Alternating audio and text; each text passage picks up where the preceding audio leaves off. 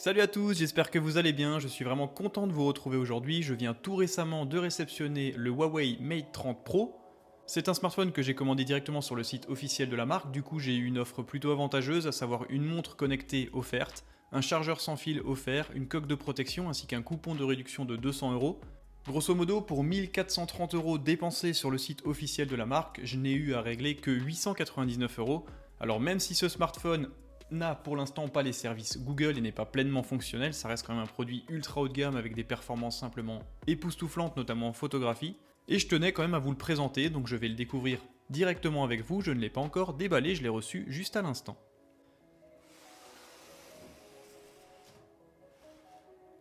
Donc voici le carton que je viens de réceptionner, donc comme dit, DHL vient de me livrer à l'instant, je me suis dit que ça pourrait être plutôt sympa de le découvrir en même temps que vous, sachant que c'est un produit qui, même s'il est boudé, est plutôt intéressant, et je pense qu'il y a quand même une communauté Huawei et des pros Huawei qui sont assez intéressés par ce produit, qui reste dominateur sur plusieurs secteurs, même si, hélas, la petite guéguerre entre les États-Unis et Google a quand même porté ses fruits, et ce smartphone, malheureusement, ne bénéficie aujourd'hui pas des services Google.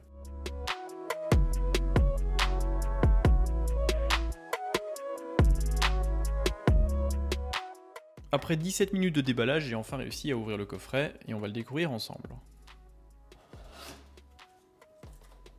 On tombe sur ce document récapitulatif, donc comme je vous l'ai dit, vous avez droit pour l'achat de ce smartphone sur le site officiel, en plus de la réduction de 200 €, à un chargeur sans fil allant jusqu'à 15 watts, à une montre Huawei Watch GT qui est vendue aux alentours de 259 € il me semble, 60 € pour le chargeur sans fil. Vous avez également la coque de protection officielle qui vaut également 60 € et bien sûr le smartphone Huawei Mate 30 Pro en version 8 Go avec 256 Go d'espace disponible, et celui-ci est en Space Silver.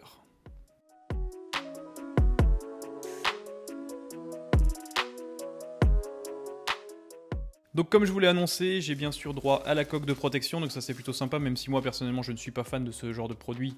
C'est offert, ça vaut une soixantaine d'euros, c'est plutôt bien réalisé comme type de produit, donc j'en ai profité. On retrouve également la montre Huawei Watch GT en version 46 mm de diamètre, donc c'est une montre qui est vendue aux alentours de 250-260 € il me semble. Là encore, ça n'est pas un produit que j'affectionne particulièrement, quoi qu'il en soit. Si celui-ci est offert, ce serait dommage de s'en passer. Et enfin, on retrouve ce chargeur sans fil qui est plutôt intéressant avec une puissance maximum de 15 watts, sachant que ce smartphone bénéficie de la charge sans fil allant jusqu'à 27 watts. C'est toujours sympa d'avoir ce genre d'accessoires, notamment sur une table de nuit ou près de votre lit ou à la cuisine. C'est toujours sympa de pouvoir recharger son smartphone en le posant. Là encore, ce chargeur est vendu officiellement 59 € et du coup, il est offert lors de l'achat du Huawei Mate 30 Pro sur le site officiel. C'est toujours sympa. Et pour finir, bien sûr, on tombe sur le carton du smartphone, le Huawei Mate 30 Pro, version 8 Go, 256 Go d'espace de stockage avec la possibilité d'étendre la mémoire en mettant une carte propriétaire nano SD jusqu'à 256 Go. Donc ce sont des cartes qui sont développées exclusivement par Huawei, ce qui vous permet d'avoir une mémoire totale de stockage allant jusqu'à 512 Go au mieux, ce qui est déjà plutôt intéressant. Alors le coffret il est plutôt joli, après il n'y a rien de nouveau, il ressemble finalement à tout ce que propose la marque depuis quelques années. On a bien sûr la mise en avant du produit sur la face avant, le partenariat toujours avec Leica, même si aujourd'hui on sait que Huawei ne travaille plus sur des capteurs monochromes comme c'était le cas à l'époque. Ils sont toujours partenaires du fabricant d'appareils photo, ça c'est toujours un gage de qualité. Sur la tranche on a quelques informations, donc on voit que c'est une version dual SIM, 256 Go d'espace de stockage, je vous l'ai déjà dit, 8 Go de RAM et c'est une version Space Silver.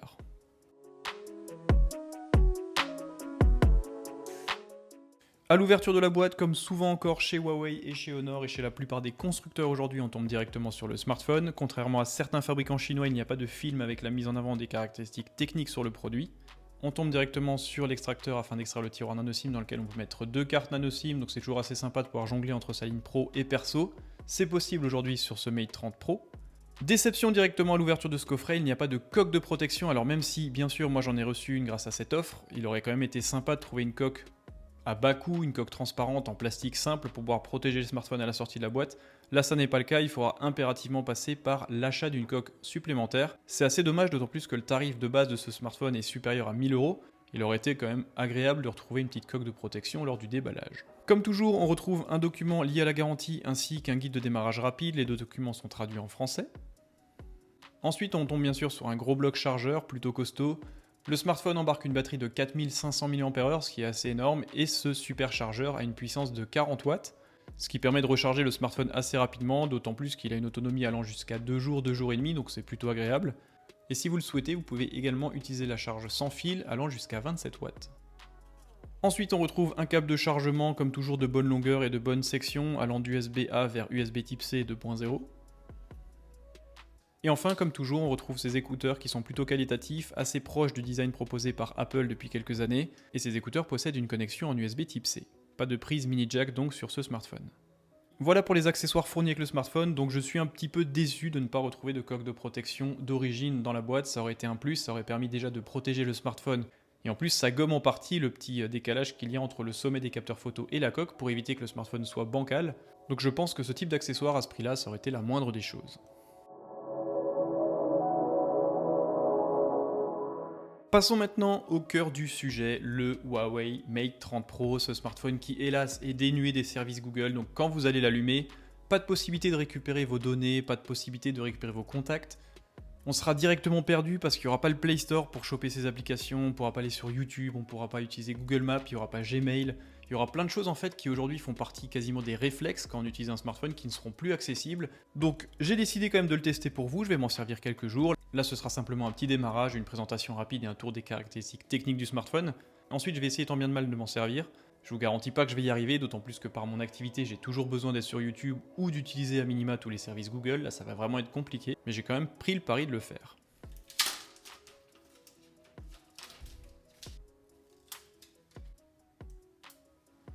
On se retrouve donc devant ce superbe smartphone. Alors moi j'étais un petit peu dubitatif quant à l'intégration des capteurs photo, mais finalement je trouve que ça fait plutôt bien. Alors bien sûr, il y a eu toutes les moqueries possibles quant au fait que ça ressemble à une plaque de cuisson, etc., que c'est dégueulasse, que c'est pas super bien joli. Quoi qu'il en soit, de toute façon, tout ce que vous ferez, ça sera toujours critiqué au moins par une personne. Pour ma part, je trouve que la finition et l'assemblage général est plutôt joli. L'intégration a le mérite d'être relativement originale, et le cerclage autour donne un effet plutôt agréable. Je trouve que ça change un petit peu par rapport à ce qui est sur le marché actuellement. Donc au dos du smartphone, on retrouve cette belle coque en verre qui est protégée par une technologie Gorilla Glass 5. Vous avez bien sûr ce module équipé de 4 capteurs photo avec le capteur principal de 40 mégapixels équipé d'une optique à ouverture f1.6 et une focale de 27 mm. Les résultats sont bien sûr excellents, Huawei aujourd'hui maîtrise largement son sujet quant à la photographie. Vous avez un second capteur ultra grand angle de 40 mégapixels, optique de 17 mm avec une ouverture à f1.8. Là encore, celui-ci semble plutôt maîtrisé, même si vous le savez, je ne suis pas fan de ce genre d'appareil photo. Ça a tendance à vraiment dénaturer la photo, à déformer les perspectives, je n'aime pas trop. Quoi qu'il en soit, ça apporte toujours une polyvalence au smartphone. Vous avez un troisième capteur téléobjectif, donc un zoom optique x3, une focale de 81 mm donc, qui est un capteur de 8 mégapixels équipé d'une optique à f2.4.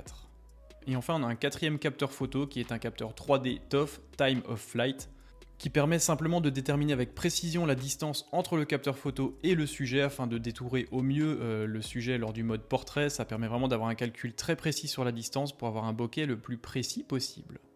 Sur la tranche du smartphone, eh bien, ce qui choque immédiatement, c'est bien sûr la courbure de l'écran. Il va vraiment très très loin en arrière, c'est assez bluffant. On a vraiment l'impression d'avoir finalement un écran qui va jusqu'à l'arrière du smartphone. On retrouve simplement un bouton de mise sous tension. Le bouton de contrôle volume est dématérialisé. Celui-ci s'active en appuyant 2 fois à droite ou à gauche en fonction de là où vous allez appuyer, donc il n'y a plus de bouton physique pour la gestion du volume. Sur le bas du smartphone, on retrouve une grille pour le haut-parleur en mono, donc pas de haut-parleur stéréo là-dessus, c'est assez rédhibitoire. Connexion USB Type C 2.0, vous avez bien sûr un microphone extérieur et le tiroir nano SIM dans lequel on peut mettre 2 cartes nano SIM ou une carte nano SIM plus une carte nano SD. Sur la tranche opposée, du coup, il n'y a absolument rien, vu que les boutons de volume sont dématérialisés. Et enfin, sur la tranche supérieure, on retrouve un port infrarouge ainsi qu'un microphone extérieur. Sur la face avant du smartphone, on retrouve ce superbe écran qui est la pièce maîtresse de ce smartphone. C'est un écran de 6,53 pouces, technologie OLED. C'est une définition Full HD+, donc du 2400 par 1176 pixels. Cela nous donne une densité de 410 pixels par pouce, qui est largement suffisante pour une utilisation classique du smartphone.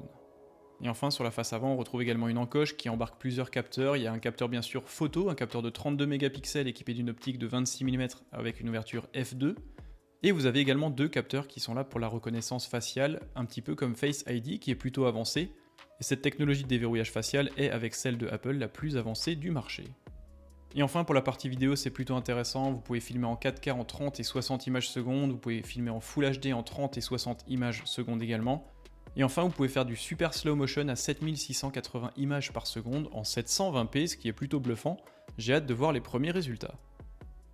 Pour ce qui est des performances, là encore on est sur le top du top. Processeur Kirin 990, vous avez un GPU Mali G76, 8 Go de RAM, 256 Go d'espace de stockage avec la possibilité d'étendre encore une fois de 256 Go avec une carte nano SD. Et pour ce qui est de l'autonomie, là encore c'est ce qui se fait de mieux aujourd'hui sur le marché, entre 2 jours et 3 jours d'autonomie, une batterie de 4500 mAh et la technologie de charge Supercharge allant jusqu'à 40 watts. Donc c'est un smartphone qui sur le papier est simplement imbattable ou presque.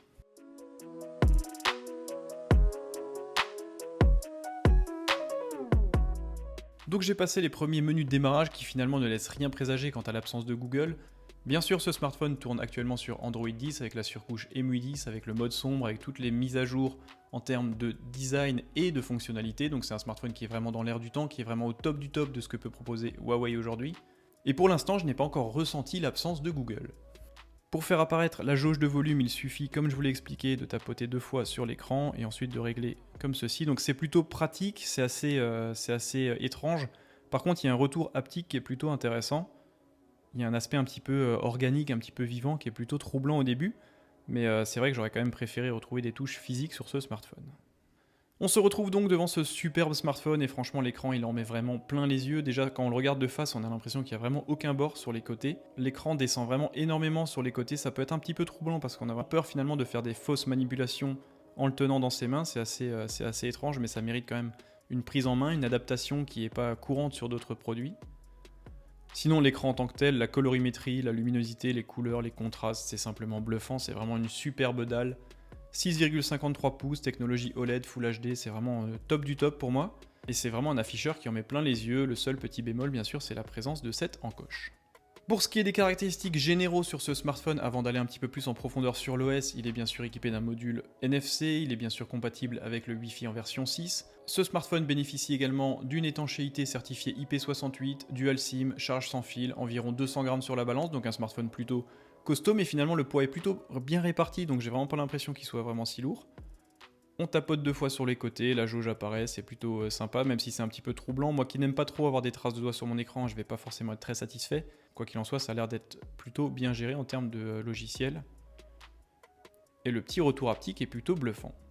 Voilà pour le premier démarrage de ce smartphone, donc je ne vais pas aller plus loin pour l'instant dans l'OS, je vais un petit peu essayer de le prendre en main, je vais un petit peu essayer de naviguer dessus, de retrouver mes repères finalement, parce que tout ce que j'ai créé jusqu'alors en termes d'identité numérique sera perdu ou sera quasiment inaccessible, mis à part le côté Facebook, Instagram qui sera encore disponible, toute la partie Google est finalement bloquée sur ce produit. Il existe bien sûr des petits subterfuges aujourd'hui pour télécharger les packs, après bien sûr je pense qu'on s'expose à des risques de perte de données, de violation de données, etc. Je ne sais pas encore si je vais essayer de le faire, je ne sais pas si je vais attendre de voir où ça nous mène. Est-ce que peut-être dans le futur, ce conflit va s'arrêter et est-ce que le smartphone va enfin être éligible au service Google? Je vais un petit peu prendre mes marques, je vais voir un peu le smartphone, comment il fonctionne, si je suis satisfait de son rendu photographique, de ses performances, de son autonomie. Mais d'après les premiers tests, ce smartphone a tout pour lui, si ce n'est, hélas, l'absence d'un service Google. Alors est-ce qu'on peut lui reprocher? Oui et non, finalement c'est pas forcément Huawei qui a choisi. Ils ont quand même eu l'audace de nous sortir ce smartphone, de nous permettre d'y accéder. Par contre, ce qui fait peur, au-delà du fait que ce smartphone ne permette pas d'accéder aujourd'hui au service Google, c'est notre dépendance à Google aujourd'hui et on se sent directement perdu dès qu'on quitte un environnement iOS ou Android. Et c'est vraiment ça, moi, qui me perturbe aujourd'hui, plus que l'absence et la mise en avant d'un nouvel OS, avec un nouveau magasin, avec des nouvelles applications. Et je pense que ça peut peut-être faire un petit peu du bien de sortir de sa zone de confort et essayer un petit peu de réapprendre à vivre dans le numérique. Même si bien sûr, moi en tant que youtubeur, je serai forcément contraint de retourner sur un autre smartphone, étant donné qu'il n'y aura pas l'application YouTube Studio, YouTube, AdSense, etc. et que ça va me gêner très fortement. Voilà, je vous remercie d'avoir suivi cette petite vidéo de déballage en live, j'espère que ça vous a plu, j'ai vraiment tenu à vous faire partager ce petit moment, n'hésitez pas à me poser vos questions dans les commentaires, à me suivre sur Instagram et sur Twitter, et également à vous abonner à la chaîne YouTube si ça vous a plu. Je vous ferai très prochainement une autre vidéo, peut-être au bout d'une semaine, 10 jours pour vous dire mon ressenti. Est-ce que j'aurais complètement abandonné? Est-ce que j'aurais finalement téléchargé les services Google en passant par un chemin un petit peu détourné? Ou est-ce que finalement j'aurais appris à me servir d'un autre smartphone différemment? On verra tout ça plus tard, quoi qu'il en soit, merci d'être toujours plus nombreux et à très bientôt.